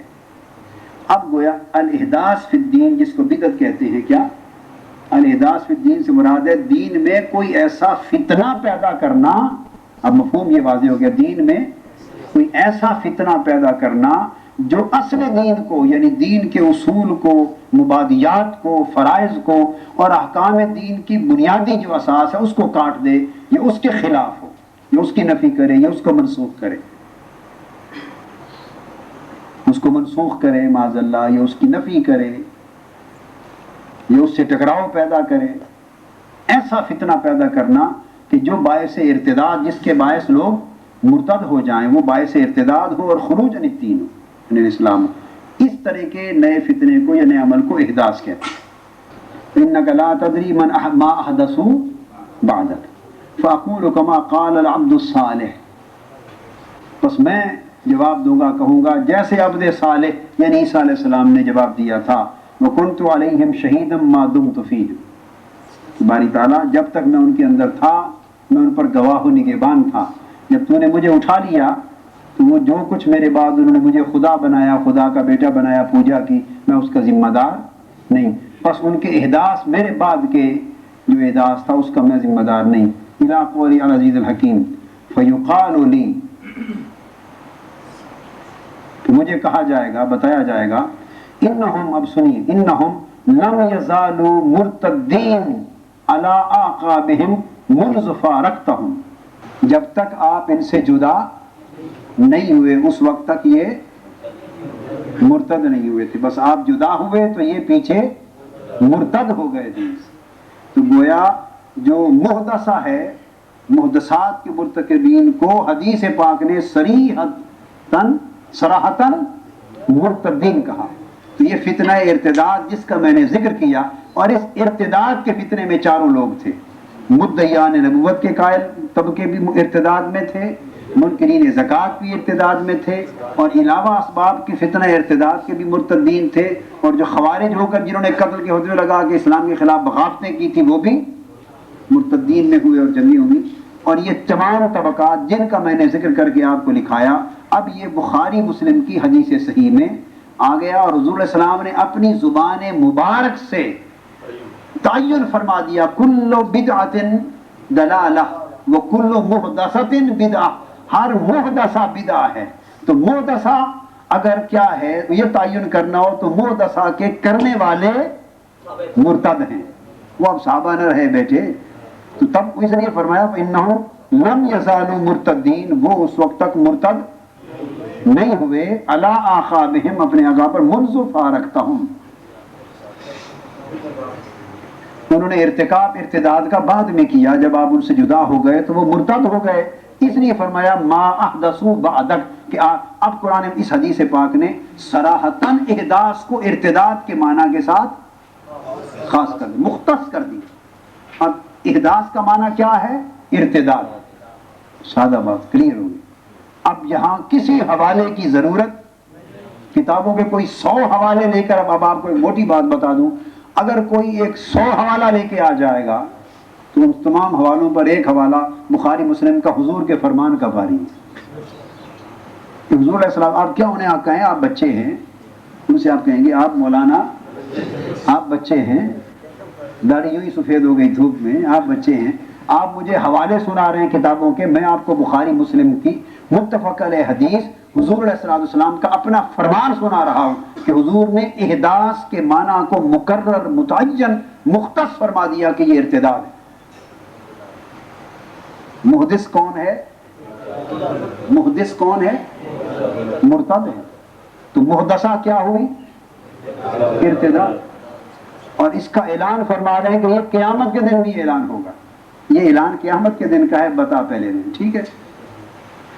تو جب حدیث پاک میں حضور علیہ السلام نے احداث کا معنی ارتداد اور محدث کو مرتد قرار دے دیا اور محدثہ ارتداد ہو گیا، اور اس کل محدثۃ بدعہ، اور ہر محدثہ بدعت ہے، گویا ہر وہ شخص جو دین میں ایسا فتنہ پیدا کرے جو باعث ارتداد ہو، جو بنا ارتداد اور خروج عن الدین ہو جائے، اس نئے فتنے کو، اس کو احداث کو بدعت کہتے ہیں، اور وہ بدعت ضلالت۔ ساری بحثیں ختم ہو گئی کہ نہیں جی مولانا ظفر صاحب؟ تمام بحثیں، ایک رخ نیا متعین ہو گیا، اور سینکڑوں کی بحثیں اور آج تک کے مناظرے مجادلے میں حل ہوئے۔ یہ مجھے تعجب ہوا جب اللہ پاک نے بات میرے دل میں ڈالی، تعجب ہوا کہ اس کو اس طرح اس بحث کو سمیٹ کیوں نہ دیا گیا، کیوں نہیں یہ بات پہلے آئی، یہ بحث ہی لمبی نہ چلتی۔ اس کا کوئی جواب دنیا کا کوئی فرد نہیں دے سکتا۔ اس بات کتابوں کے حوالے اور دلائل اب ایسے ہو سکتی ہیں، اب حضور علیہ السلام نے اور سے اب ملائکہ کی زبان سے مقرر کر دی کہ احداث ارتداد ہے اور یہ مرتدین ہے، تو گویا بدعت سے مراد احداث اور فقط فتنہ ارتداد، اور اس کی مختلف شکلیں جو پیدا ہوئی اور جو حضور علیہ السلام کے بعد پیدا ہوئی، اور اسی زمانے میں اصحابی کا لفظ فرما رہے ہیں، اسی زمانے میں پیدا ہوئی جو حضور علیہ السلام کے بعد، ما احدثوا بعدک، آپ نہیں جانتے آپ کے بعد کیا انہوں نے کیا، اور پھر کلیئر بھی کر دیا کہ وہ اس حالت میں وہ۔ اب وہ آخری جو ایک سوال تھا اس بچے نے کیا، اس کا جواب لینے میں انک لا تدری ما احدثوا بعدک، اس پر یہ ایک اعتراض کیا جاتا ہے کہ دیکھو حدیث پاک صراط میں ملائکہ آپ سے کہیں گے کہ آپ کو پتہ نہیں کہ آپ کے بعد انہوں نے کیا کیا، اگر تو ملائکہ خود کہہ رہے ہیں کہ آپ کو پتہ نہیں، اور آپ نے اس کے جواب میں نفی بھی نہیں فرمائی کہ مجھے پتہ ہے، اقرار کر لیا کہ اس کا مطلب ہے علم نہ تھا بعد کے لوگوں کے احوال اور اعمال کا، یہ اعتراض کیا جاتا ہے، ٹھیک ہے۔ جواب اسی حدیث میں ہے۔ کیسا اعتراض ہے کہ حضور کو علم نہیں کہ وہ میرے بعد کیا کرتے رہے، واقعہ قیامت کے دن ہوگا، بیان 1400 سال پہلے خود فرما چکے ہیں، آج سے 14 بیان تو خود فرما رہے ہیں کہ یہ ہوگا، تو علم ہوا یا نہ ہوا؟ اب بات کو سمجھے بیٹے، یہ بیان کس نے کیا ہے؟ حضور علیہ السلام نے خود فرمایا کہ قیامت کا دن ہوگا، میں کھڑا ہوں گا، میری امتی، میری امت کچھ لوگ دوزخ کی طرف لے جائے جا رہے ہوں گے، میں ان کو صحابہ کر کے بلاؤں گا، وہ مجھے کہیں گے انک لا تدری ما احدثوا بعدک، تو بھئی تم آپ نہیں جانتے کیا، اور پھر خود ہی وضاحت فرما دی کہ وہ بتائیں گے کہ یہ مرتد لوگ ہیں، یہ جو آپ کے بعد مرتد ہو گئے تھے، تو علم کس چیز کا باقی رہ گیا؟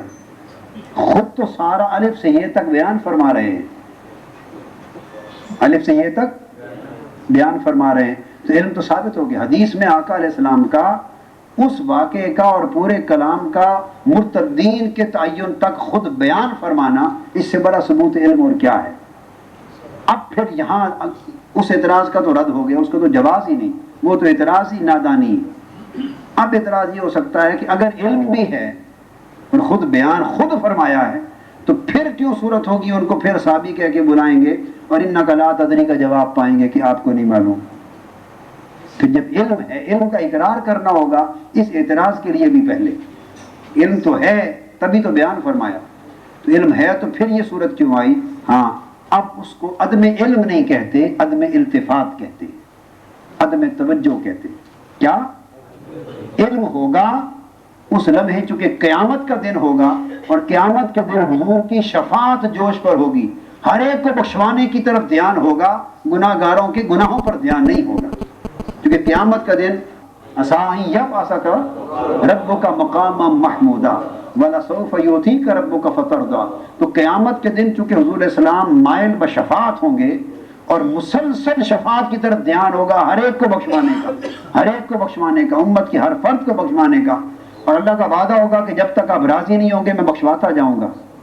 تو اس دن چونکہ دھیان ہوگا صرف بخشوانے پر، تو علم تھا مگر اس کا استحضار نہیں رہے گا غلبہ رحمت کی وجہ سے.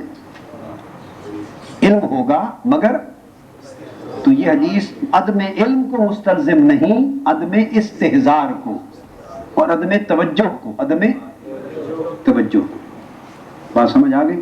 اور وجہ اس کی کیا ہوگی؟ غلبہ رحمت، غلبہ اور متوجہ الی شفاعت ہوں گے، چونکہ شفاعت کی طرف دھیان ہوگا. اور اب جو ہی نظر پڑے گی تو فرمائے گی شکل دیکھ کے ان کو بھی بخشوا لوں، تو وہ آپ کو انکا لا تدری جو کہنا ہے وہ صرف متوجہ کریں گے آپ کو. کیا؟ آپ کو متوجہ کریں گے. بس وہ کلمہ سنتے ہی ما عدا سبادک، آپ کا علم میں تو پہلے تھا چونکہ تو بیان ہی خود فرما دیا تھا، تو آپ کا دھیان بھی ادھر ہو جائے گا، تو پھر آپ چھوڑ دیں گے. تو عدم علم اور عدم استحضار دو مختلف چیزیں ہیں.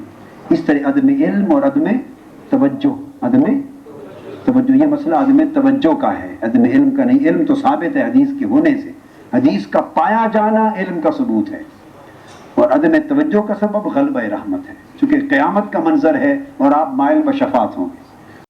وہ روایت جتنی بار بھی اس کلمہ کے ترک ہونے کے ساتھ آئے گی تو وہ معنی اسی پر محمول ہوگا، چونکہ ایک بار صراحتاً وہ بیان ہو چکا ہے. سو انکا لا تدری میں بھی انکا مفہوماً سمجھا جائے گا. کیا؟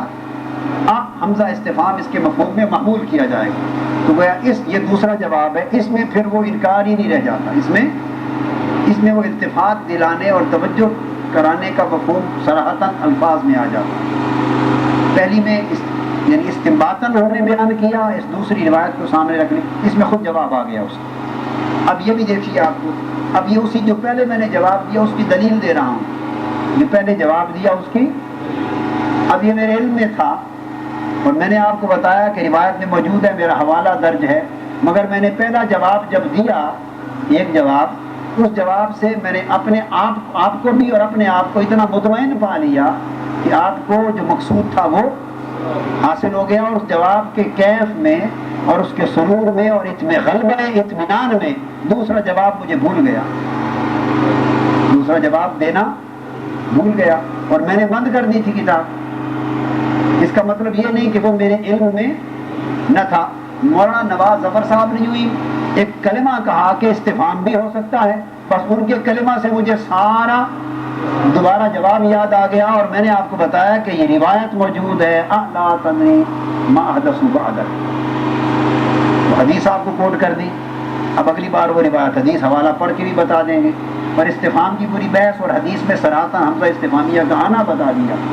اب یہ اس پہلے جواب کی بیٹے دلیل ہو گئی کہ ایک چیز علم میں ہوتی ہے مگر ایک وقت میں ایک چیز کے غلبے کے باعث اس سے دھیان ہٹ جاتا ہے. اس کو ظہور بھی کہتے ہیں، کبھی نسیان کہتے ہیں، کبھی ظہور کہتے ہیں، عدم التفات کہتے ہیں، عدم توجہ کہتے ہیں.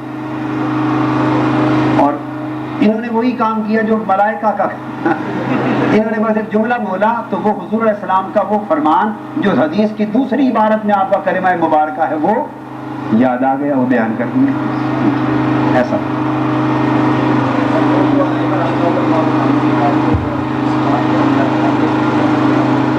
وہ پھر اس بات اس کا معنی ہوتا ہے جیسے حد عطا کا الانسان ہوتا ہے، اس کا مطلب نفی کا پھر معنی ہوتا ہے، وہ بھی نفی ہو جاتی ہے. ایک سوال کیا بیٹے نے، میں نے وہ انکار ہی ہو جاتا، اس میں نفی کی چیز آ جاتی ہے. وہ کبھی بیٹے استفہام انکاری ہو جاتا ہے، کبھی اقراری، دونوں صورت مفہوم کے اعتبار سے. جیسے حل جو ہے وہ بیٹے خود سوالیہ ہے، استفہام کبھی بیٹے اگر نفی پہ آ جائے تو وہ تو انکاری اور نافیہ مل کے اقرار کا اس بات کا معنی دیتے ہیں. کبھی کلمہ اقرار کا ہوتا ہے، اس کے اوپر استفہام کا کوئی کلمہ آ جاتا ہے، حمزہ یا حل آ جاتا ہے. کیا سیاق کے اعتبار سے وہ معنی کبھی انکار کا دیتا ہے، کبھی اقرار کا دیتا ہے، کبھی نفی کا دیتا ہے، کبھی دونوں ہوتے ہیں. مثلا فرمایا حل یستوی الذین یعلمون والذین لا یعلمون. حل استفہام کا ہے مگر یہاں استفہام چونکہ واحد ہے تو یہ یہاں معنی انکار یعنی نفی کا دے رہا ہے. کیا جاننے والے اور نہ جاننے والے دونوں برابر ہو سکتے ہیں؟ تو یہ جواب کیا ہے؟ نہیں ہو سکتے. تو یہ اس میں استفہام جو ہے اس نے یہ نفی کا فائدہ دے دیا، انکار کا فائدہ دے دیا. دوسرے مقام پر فرمایا حل اتاک علی الانسان حین من الدہر لم یکن شیئا مذکورا. اب یہ کیوں فرق ہوا؟ اس میں اس میں خود جو جملہ ہے حل یستوی الذین یعلمون، وہ جملے کے اندر بنیادی یعنی جو منشا جو چل رہا تھا، جو سیاق کلام وہ سوال کا تھا. سیاق کلام سوال کا تھا اور سوالیہ پر استفہام آیا تو انکار کا جواب آ گیا. اس میں سیاق کلام جو آ رہا ہے وہ اقرار کا تھا. هل اتاک علی الانسان حین من الدہر لم یکن شیئا مذکورا. هل اتی علی الانسان حین من الدہر. اب اس میں جب یہ بات آئی تو وہ اس کے حل جو ہے اس کا مفہوم کیا نکلا؟ انکاری نہیں، وہ اس بات کا ہو گیا، یعنی انسان کے اوپر العطا یعنی وہ زمانہ بیتا ہے، وہ آیا ہے کہ جب انسان شے مذکور نہ تھا تو چونکہ اس میں سیاق سوالیہ نہ تھا بیانیہ تھا تو حل نے اقرار کا فائدہ دیا. اس میں سیاق سوالیہ تھا تو حل نے انکار اور نفی کا فائدہ دیا. خیر یہ الگ بحثیں ہیں. اس قسم کی ہے کہ چیزیں بیٹے کہیں نکلتی جاتی پھر وقت طویل ہو جاتا ہے. وہ آپ کرتے رہا کریں جس مقصد کے لیے بیٹھتے ہیں میرا کنسنٹریشن اس پر ہوتا ہے. وما علینا الا البلاغ. شیخ الاسلام ڈاکٹر محمد طاہر القادری کے آفیشیل یوٹیوب چینل کو سبسکرائب کریں اور بیل آئیکن کلک کریں.